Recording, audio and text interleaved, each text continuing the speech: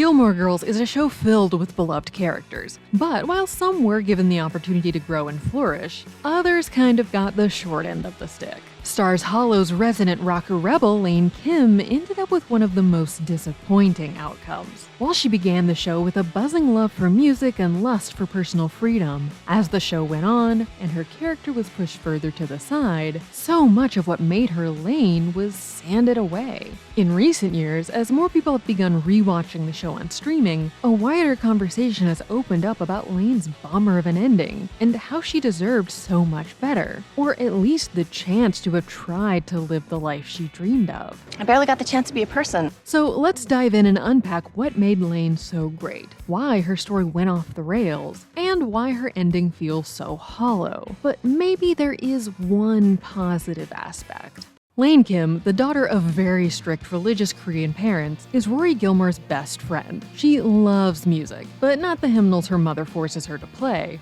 rock and roll. Her mother is particularly overbearing, with very strict ideas about how Lane should and should not behave. You lied to me! I'm sorry. Get home, right now! Whoa. Rough family. This leads to Lane essentially leading a double life, pretending to be the perfect religious daughter at home, while exploring her more alternative side in secret. Trust God, is that a band? No, my life. Her relationship with her mother isn't necessarily adversarial like with many other rebellious teens on TV. She still loves her mother very much. She just doesn't want to feel so suffocated by her expectations. She doesn't want to keep everything she actually cares about a secret, but she knows that her mother would never approve. I started listening to rock music when I was 7 years old. I stuck makeup on at school. I managed to join a band without anyone knowing. And in the same way that Lane doesn't feel animosity towards her mother, we can clearly see that, as intense as she may be, Miss Kim is clearly acting out of her belief for what she thinks will be the best for Lane. Her life and experiences as an immigrant are very different from, for example, Lorelai's upbringing, and so she has quite different ideas about what it takes to create a safe and secure life, which is her real hope for her daughter. Lane certainly feels this underlying love, but that doesn't mean that she wants to stay trapped in her mother's cage forever. Lane's mix of kindness and rebellion is what endeared her to so many viewers. Lane and Rory met in kindergarten and have been close ever since. Rory was always allowed a lot of freedom in her life to do what she wanted, to try things and fail again, never really having to worry about getting into too much trouble. Lane provided an interesting contrast to Rory, as because she was so sheltered, even Rory's relatively tame life in the early seasons felt like an amazing new world for her. I have been telling you this story for an hour. It doesn't get dirty. I can't help it. I'm obsessed. I'm totally living vicariously through you. Rory also helps Lane in her efforts to have some kind of fun life, free from the watchful eye of her mother, even smuggling her records on occasion. Having been friends with each other for so long, they understand each other on a deeper level. Did you laugh? Did you want to? Lane helps provide a different perspective to Rory when she encounters problems and setbacks. And Rory, in turn, helps build up Lane's self-confidence. And they're always there for one another. Wish me luck. Luck. That doesn't mean they never have problems, but because they really care about each other, they're always able to work things out. Lane living vicariously through Rory is particularly true in the realm of boys. While Rory has a lot of suitors, Lane has to hide even the idea of liking boys from her mother. Oh my God, he kissed me. Who kissed you?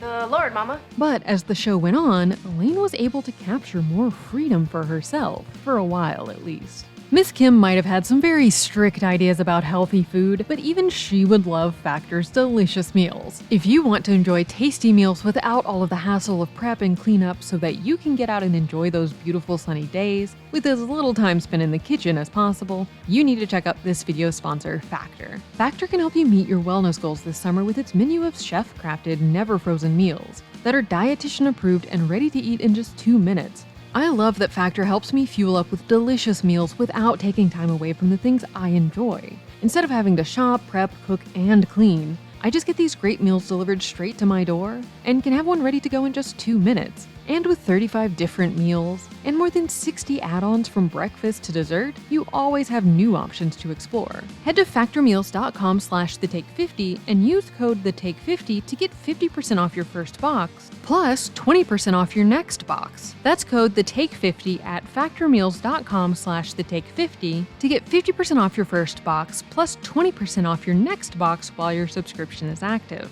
After a new music shop opened up in town, Lane came to the realization that she didn't just want to listen to music, she wanted to make it. She began sneaking away in evenings to practice her drumming in the closed shop, and even eventually joined a band called Hep Alien. She began really creating a new solid identity for herself separate from the one she had so long felt stuck with, and this brought her more happiness and confidence, and more willingness to rebel further. She fell for fellow band member Dave, who shared her deep nerdy love of music, and importantly wasn't scared off by her intense family. Really?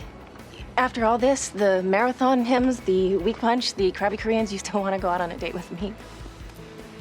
In fact, he was willing to keep showing up and fighting to be with Lane and prove that he will be good for her, no matter how much her mother might disagree since he's not Korean. But Miss Kim can see that he is a good guy, and that he makes Lane happy, and so allows them a little leeway to be together. You can go to the prom, but you cannot get married. It seems fair to me. And me! The person who's going upstairs to think about what she's done. Being with Dave opened Lane's eyes to what a caring relationship with someone you actually enjoy being around could be like, and filled her with hope for the future. But unfortunately, that happiness didn't last forever. Adam Brody, who played Dave, was cast as Seth Cohen in The OC, and when that show was picked up for its first season, he had to leave Gilmore Girls behind, which meant Dave had to say goodbye to Lane. He left for college in California, a nod to Brody's new gig, and while they tried to make a long-distance relationship work, in the end, things fizzled out. Lane and Rory remained close even as Rory was off at Chilton, but their lives diverged further when it came time for college. While Rory was off to Yale, Lane was stuck going to a religious college to please her mother. It's got 2 huge parks with gardens and lakes. 2 parks. One for boys and one for girls. There's a separate park for boys. My life is over. Oh no, I didn't say that. You didn't have to. While she continued to hold on to parts of her life that felt like her own, like her band, that might allow her to still have the possibility of the future she had always dreamed of, she could already, in some ways, feel that brighter future slipping away. Everything's so screwed up. It's not that bad. It is that bad. I mean, look at this. Look at where you are. Look at what you have. I'm so jealous. You have more life. She began trying to push back even harder against the confines of her life. Eventually, this led to her double life crashing down when she snuck away to a gig in New York City, only to have to call Lorelai for help. When Mrs. Kim realized she was gone, she dug through a room and found all of her secrets. Every part of herself that Lane had tried to hide laid bare, and in the end, kicked Lane out. This was, of course, a traumatic experience for Lane, who was now out on her own for the first time in her life. But it also became an opportunity for growth. After living with Rory in her dorm for a while, Up and Adam! Die. I got you a triple espresso that I'm going to put here right out of reach so Sleepyhead has to get up to get it. Die twice. she was finally able to rent her very own apartment with 2 of her bandmates, giving her a real taste of the independence she had always longed for. And though they still did not see eye to eye, the love between her and her mother was still there, buried underneath all of the anger. Eventually, with their new distance and perspective, they were able to find common ground and re-enter each other's lives in a healthier way. Living in the apartment is also when she realizes that she has feelings for her bandmate, Zach. He's not a bad guy, but he feels like such a step down from Dave. They, of course, share the same general interest in music in the band, but there isn't that same spark of understanding and care. It definitely feels more like the writers just decided that Lane had to date someone in her band, and now that Dave was gone, it was on to the next one, instead of really trying to put her with someone that fit her. And that on its own wouldn't have necessarily been a bad thing. Briefly dating someone you end up realizing you don't actually connect with all that much isn't unheard of by any means, but Lane never gets the chance to keep exploring her options, and this is the pattern Lane's life will continue to follow.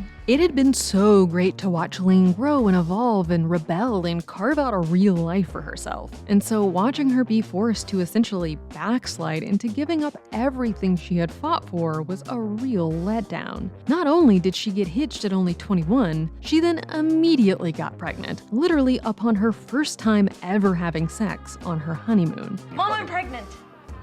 We waited until after we were married. If you don't believe us, we have a note from our doctor, which doesn't prove anything, but it does. Her band had been planning a big tour, but after falling pregnant, that was out of the window. Well, for her at least. Zach still got to keep living his dream. Becoming a wife and mother certainly isn't on its own a problem or a letdown, but the fact that it was just used to take all of the wind out of the sails of Lane's actual big shot at living her dream was such a bummer. Having this engaging, rebellious character sanded down to woman who gives up all of her dreams before she even really had a chance to start living her own life was not the future anyone was expecting for Lane, not even Lane herself. For years, I was this repressed kid, and then there was the briefest of windows.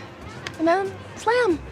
All of a sudden, I'm this overburdened mother. Lane and much of her story was loosely based on real-life co-producer and friend of Amy Sherman-Palladino, Helen Pye, including Dave, who was based on Helen's real-life husband, and Hep Alien is even an anagram of her name. But while in real life, Helen got to continue building the life she wanted, unfortunately, Lane wasn't so lucky. Yesterday, we're sitting on your porch, playing jacks and praying to grow boobs.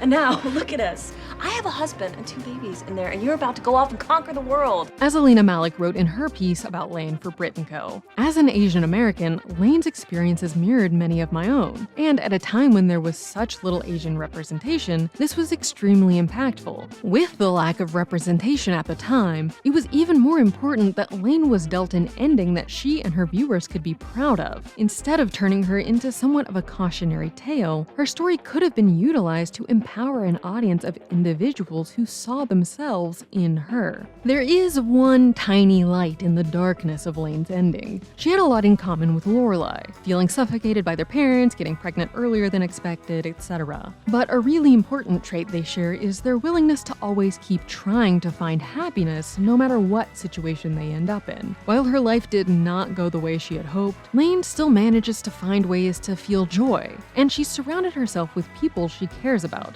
Your friendship means so much to me. Me too.